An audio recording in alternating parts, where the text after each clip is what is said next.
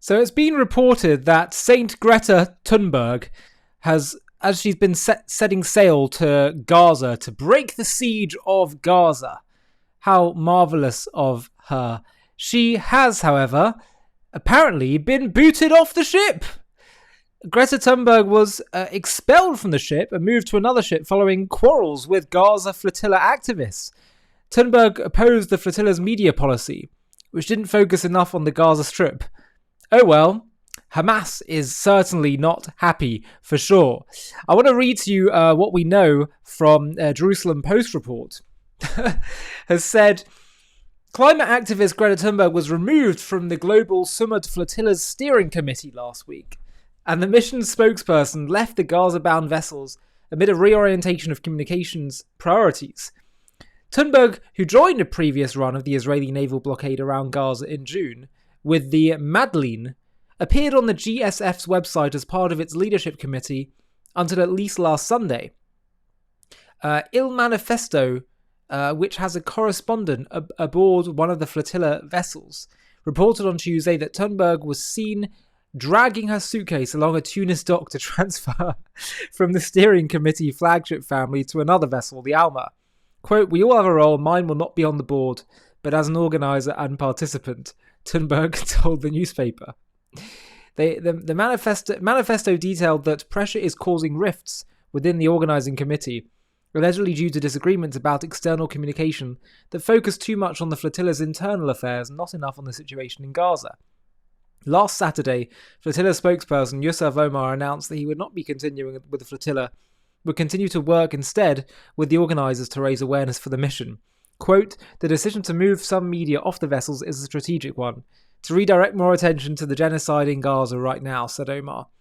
The communications issues come after a series of troubles for the flotilla, including stormy weather, technical issues, and claims about being stalked and attacked by drones, though Tunisian authorities disputed accounts of the latter problem. The flotilla had embarked from Barcelona on August 31st, but had to return to port and set off again the following day due to weather conditions. It arrived in Tunisia on September 7th, 3 days behind schedule. Here it stalled, according to Il Manifesto, as fuel logistics and bureaucratic issues at Bizerte led to some frustrated participants to abandon the mission and return to Tunis to secure a plane. The flotilla continued to flounder until Tuesday, when it set course for Italy to join additional ships from southern Europe.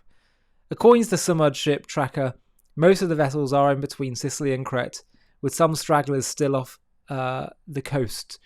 Now, this is... I have to wonder what they're trying to achieve here. What do they actually think they're going to achieve? A tiny vessel that's going to do what? They know that Israel won't let them, break Israel's boundaries around the Gaza border.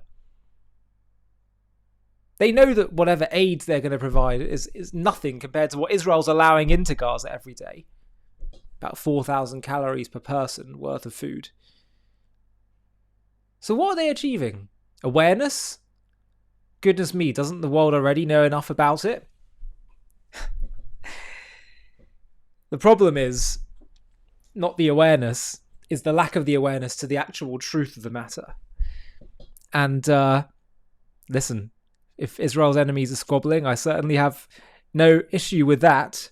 And that does actually tend to happen quite a lot in our history.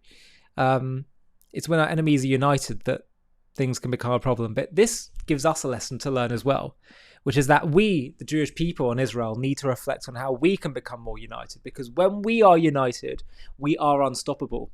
We're told that it was our unity that was so critical at Mount Sinai when we received the Torah and heard the shofar blowing. We're told it's our disunity that led to the destruction of the Second Temple, and it is only unity that will lead to the rebuilding of the Third Temple and the Messianic era. I shared this with you before, that a Hamas hostage who was later released recalled that because she speaks Arabic, she could hear that her Arab Hamas captors saying, when they saw the video footage in the days after October 7th of Israelis and Jews uniting, coming together, they said, "Wow, these Jews are scary when they're united." Yes, we are. Yes, we are indeed. So we have to be united. We have to all of us ask, what can we do to later to rest petty squabbles, and maybe even not so petty squabbles that we have with our fellow Jews, with our fellow brethren. This is something essential that we all need to reflect on. And the other thing is, as I say, Greta's trying to raise awareness about a lie.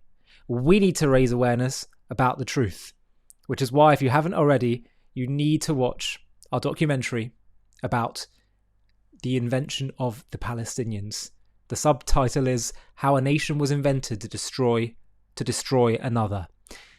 I'll show you the trailer for it now, and if you want to watch the full thing, just click on the link in the video description. I want to wish all of you as well a Shana Tova, a happy new year. May it be a good and a sweet one for us all. Here's the trailer. The Palestinians. We have been told they are an ancient people fighting for their homeland which has been stolen from them. This narrative has fueled decades of conflict, painting Israel as an occupier of stolen land. But what if this identity is not of an ancient nation, but a modern, cynical invention? A political construct designed not to build a state, but to dismantle the Jewish one. In this JTV Plus documentary, we're going to uncover the truth behind the creation of the Palestinian identity, how it was forged in the fires of pan-Arabism, absent in historical records until strategically rebranded in the 1960s by leaders like Egyptian-born Yasser Arafat to rally global opposition against Israel. We'll trace its roots from the Ottoman era, where Palestine was a region without a distinct people, through the pre-1948 years of Arab rejectionism, before focusing on the pivotal shift of the 1960s, when Arafat declared we should now be known as Palestinians, inventing symbols like the flag to mask genocidal aims. This wasn't about self-determination, it was about exploiting refugees, suppressing true aspirations under Arab rule, and perpetuating a war to destroy Israel. Join us as we debunk the myths of an ancient Palestinian nation, expose the strategic manipulation, and reveal how this construct has hindered peace while fueling hate. Fair but firm, this is the story of an identity weaponized, not for building a future, but for erasing one. To watch this JTV Plus documentary and access much more premium content, click on the link in the video description.